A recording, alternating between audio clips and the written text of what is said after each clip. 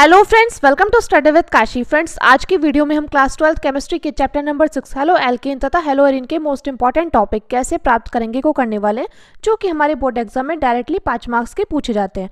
तो फ्रेंड्स, आज की वीडियो में हम जानेंगे क्लोरोबेंजीन से बेंजीन कैसे प्राप्त होगा, और क्लोरोबेंजीन से डीडीटी कैसे प्राप्त होगा, और क्लोरोबेंजीन से एनिलीन कैसे प्राप्त होता है। तो चलिए फ्रेंड्स, हम अपनी वीडियो को स्टार्ट करते हैं। देखिए, सबसे पहले हम जानते हैं क्लोरोबेंजीन क्या होता है। सबसे पहले हम जानेंगे बेंजीन। बेंजीन क्या होता है? बेंजीन होता है C6H6। इसको हम क्या कहते हैं? इसको हम बेंजीन कहते हैं। क्या होता है बेंजीन? C6H6। या इसकी संरचना जो होती है, इसकी संरचना ये होती है।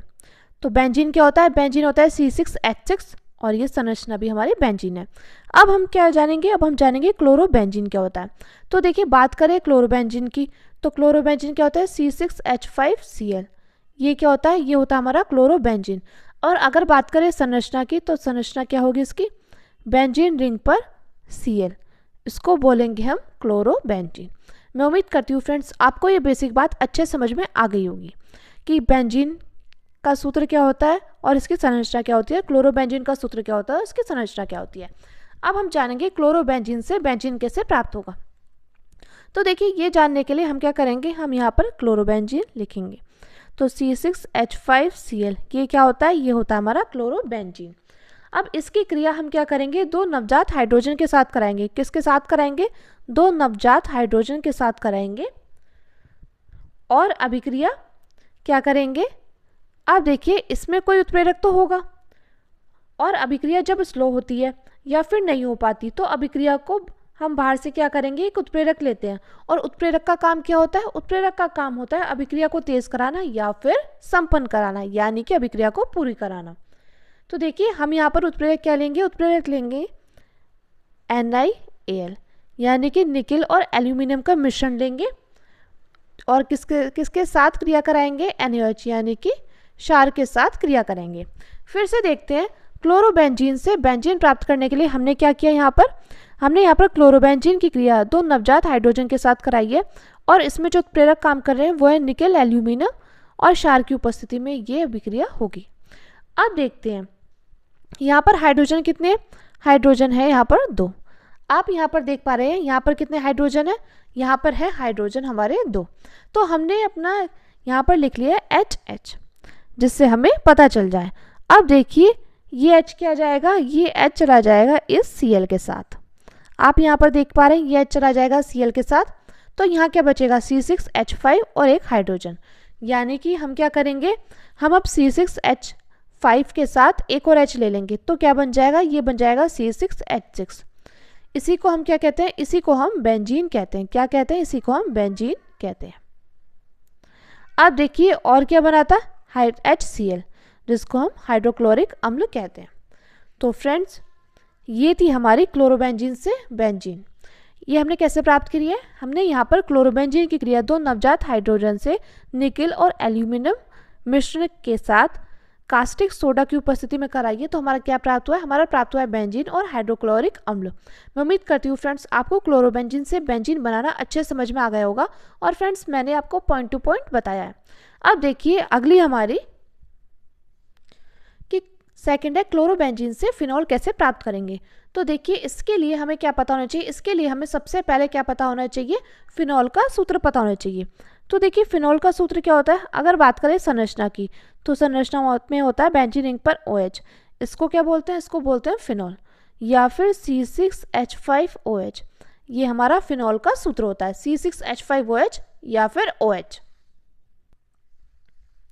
तो आप देखिए, हमें क्या बनाना है? हमें बनाना है क्लोरोबेंजीन से फिनॉल। तो फिनॉल का सूत्र आप जानते हैं कि बेंजीन रिंग पर OH या फिर C6H5OH। ये होता है हमारा फिनॉल का सूत्र।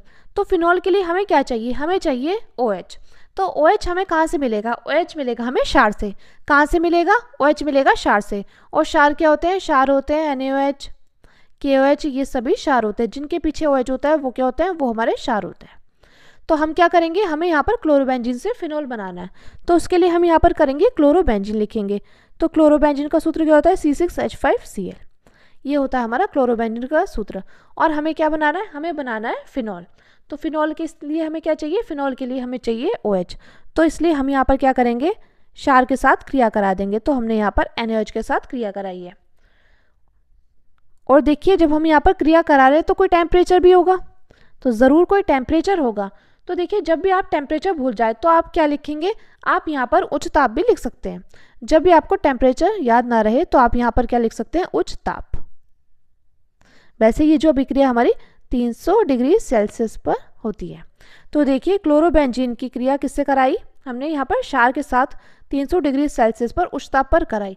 तो हमारा क्या प्राप्त होगा, यहाँ पर देखिए हम यहाँ पर इसको तोड़ देंगे, ये हो जाएगा ब्रेक, यानी कि Cl किसके साथ चला जाएगा, Na के साथ, और यहाँ बचेगा C6H5OH, यानी कि क्या बन के तैयार हो जाएगा, यह अब हमारा बनकर तैयार हो जाएगा C6H5OH फिनॉल। ये क्या बनकर तैयार हुआ है, ये बनकर तैयार हुआ है हमारा फिनॉल। तो फ्रेंड्स यही हमें क्लोरोबेंजीन से चाहिए था, फिनॉल। और देखिए और हमारा क्या बनकर तैयार हुआ है, Cl और Na, यानी कि NaCl बनकर तैयार हुआ है, सोडियम क्लोराइड। तो देखिए क्लोरोबेंजीन से फिनॉल हमने कैसे प्राप्त किया है, हमने यहाँ पर क्लोरोबेंजीन की क्रिया क्षार के साथ 300 डिग्री सेल्सियस पर उच्च ताप पर कराई है। तो हमारा क्या बनकर आ गया, हमारा बनकर आ गया है फिनॉल C6H5OH, ये क्या होता है फिनॉल। और हमारा क्या बनकर आ गया, NaCl यानी कि सोडियम क्लोराइड बनकर आ गया। मैं उम्मीद करती हूँ फ्रेंड्स आपको क्लोरोबेंजीन से बेंजीन कैसे प्राप्त करेंगे और क्लोरोबेंजीन से फिनॉल कैसे प्राप्त करेंगे ये दोनों अच्छे से समझ में आ गए होंगे। चलिए अब देखते हैं क्लोरोबेंजीन से DDT कैसे प्राप्त करेंगे। अब देखिए क्लोरोबेंजीन से हम DDT कैसे प्राप्त करेंगे। तो फ्रेंड्स आप इस पर स्टार लगा लीजिएगा, क्योंकि डायरेक्टली आपसे 2 से 3 मार्क्स का पूछ लिया जाता है कि क्लोरोबेंजीन से DDT कैसे प्राप्त करते हैं। तो देखिए DDT बनाने के लिए हमें क्या करना होगा, हमें यहाँ पर 2 क्लोरोबेंजीन लेने होंगे। और देखिए मैंने आपको बताया था क्लोरोबेंजीन का सूत्र क्या होता है, C6H5Cl या बेंजीन रिंग पर Cl, ये सभी क्लोरोबेंजीन का सूत्र होते हैं ये दोनों। तो हम यहाँ पर क्या करेंगे, हम लेंगे यहाँ पर बेंजीन रिंग वाला क्लोरोबेंजीन बनाने, DDT बनाने के लिए हम यहाँ पर क्या करेंगे, क्लोरोबेंजीन के हम यहाँ पर 2 अणु लेंगे। तो यहाँ देखिए और यहाँ पर H, हम यहाँ पर क्या करेंगे, हमने यहाँ पर लिए हैं DDT बनाने के लिए क्लोरोबेंजीन के 2 अणु, ठीक है। अब देखिए आप यहाँ पर सोच रहे होंगे कि मैम यहाँ पर H कहाँ से आ गया है। तो देखिए यहाँ पर क्या होता है, बेंजीन रिंग में क्या होता है, बेंजीन रिंग पर आप यहाँ पर देखिए हर कोने में क्या होता है कि कार्बन से जुड़ी होती है। बेंजीन रिंग किससे जुड़ी होती है, कार्बन से जुड़ी होती है। और हर कार्बन के बगल में क्या होता है, हाइड्रोजन होता है। क्या होता है, हर कार्बन के बगल में हमारा हाइड्रोजन होता है। तो वही ये हाइड्रोजन है। अब देखिए हम क्या करेंगे, क्लोरोबेंजीन की क्रिया किससे कराएंगे, क्लोरल से कराएंगे। किससे कराएंगे, क्लोरल से कराएंगे, तभी हमारा क्या प्राप्त होगा, हमारा प्राप्त होगा DDT। तो देखिए क्लोरल, क्लोरल का सूत्र क्या होता है, CCl3CHO, ये क्या होता है, ये होता है हमारा क्लोरल का सूत्र। फिर से देखिए क्लोरल का सूत्र क्या होता है, CCl3CHO, ये होता है हमारा क्लोरल का सूत्र। लेकिन हम इस क्लोरल को कैसे लिख सकते हैं, इस क्लोरल को हम ऐसे भी तो लिख सकते हैं। यहाँ देखिए ध्यान से देखिए, CCl3C single bond H double bond O। मैं उम्मीद करती हूँ फ्रेंड्स आपको अच्छे समझ में आ गया होगा कि क्लोरल को कैसे लिख सकते हैं। तो देखिए मैं आपको यहाँ पर लिख के बता रही हूँ, हम यहाँ पर क्लोरल को ऐसे लिख सकते हैं, oxygen double bond C single bond H और यहाँ पे CCl3। हमने देखिए क्लोरल को किस प्रकार लिखा है, हमने क्लोरल को इस प्रकार लिख लिया है। तो देखिए हमने यहाँ पर क्या किया, हमने यहाँ पर क्लोरोबेंजीन के साथ किसके साथ क्रिया कराई है, क्लोरल। तो हम यहाँ पर लिख देते हैं, ये लिया हमने क्लोरोबेंजीन, क्लोरोबेंजीन, और हमने किसके साथ क्रिया कराई है, यहाँ पर हमने क्रिया कराई है क्लोरल के साथ। किसके साथ क्रिया कराई है, क्लोरल के साथ क्रिया कराई है। तो देखिए जब हमने यहाँ पर क्लोरोबेंजीन की क्लोरल के साथ क्रिया कराई है, तो और देखिए एक बात और, ये क्रिया कैसे पूर्ण होगी, ये क्रिया पूर्ण होती है सांद्र एस्ट्रोसोफोर के साथ जब हम इसको गर्म करते हैं। सांद्र एस्ट्रोसोफोर यानी कि सांद्र सल्फ्यूरिक अम्ल के साथ जब हम इसको गर्म करते हैं तब हमारा DDT बनकर तैयार होता है। तो देखिए DDT हमारा कैसे बनकर तैयार होगा, यहाँ पर देखिए, यहाँ पर आप देख रहे हैं हाइड्रोजन 2 है और ऑक्सीजन। तो हम क्या करेंगे, इसको हम अलग कर लेंगे। इसको हमने क्या किया, इसको हमने अलग कर लिया है। तो हमारा क्या बनकर तैयार हो जाएगा, हमारा बनकर तैयार हो जाएगा H2O, यानी कि जल को हमने अलग निकाल लिया है। तो देखिए अब क्या बचा है, अब बचा है Cl, 2 Cl और यहाँ पर हमारी बेंजीन रिंग, ये मैं आपको दिखाने के लिए यहाँ पर छोटी बना रही हूँ। अब देखिए यहाँ पर देखिए, अब देखिए आपने यहाँ पर देखा है कि कार्बन क्या है, डबल बॉन्ड है। कार्बन ऑक्सीजन के बाद क्या था, डबल बॉन्ड था।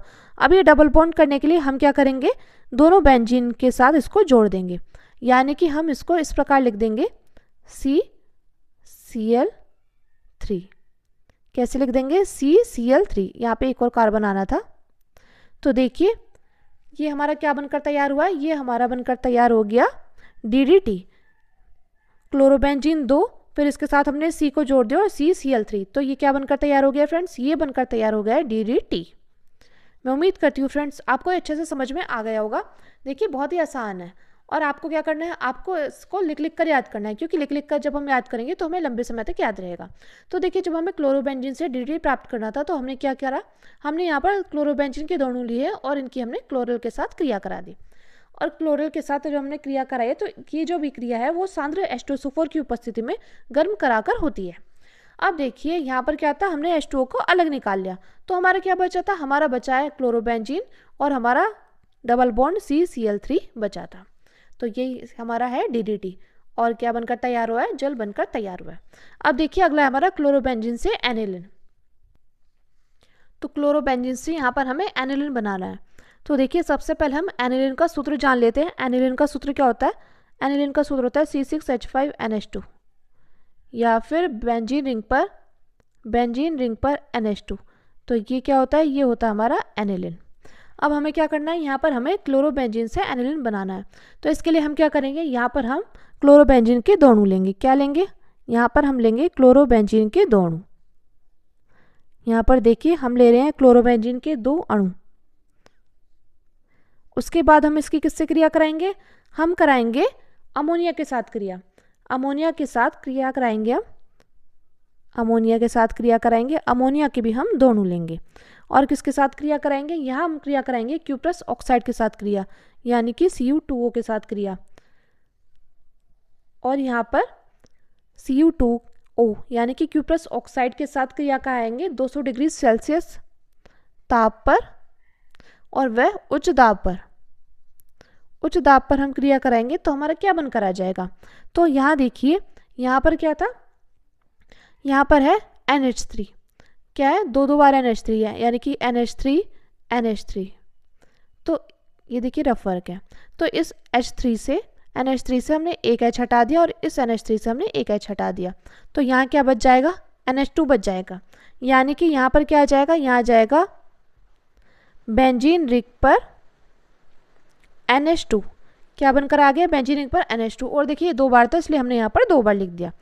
अब देखिए क्या बचा है, यहाँ पर क्यूप्रस ऑक्साइड के साथ Cu के साथ क्या है 2, और क्लोरीन के साथ भी 2 है। तो यहाँ पर आ जाएगा 2CuCl।